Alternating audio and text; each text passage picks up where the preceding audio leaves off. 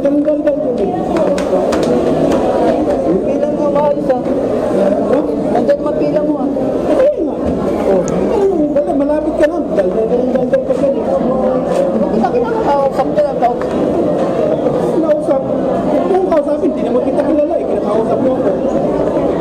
Pila ka lang dyan na maayos. Kaya nga. Manahimik ka lang dyan. Nakakaroon ko eh.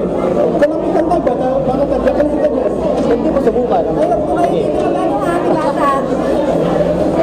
Sabot-sabot ka pa. Tapos ko kayo sa pila. Ayos ka lang ha. Dami-dami mo. Ayos ka lang. Isang araw lang malalang dito lang. Huwag lang ganyan. Ilan sa laki ng katawan mo. Ay, bakit sinabi ko ng malaking katawan ko?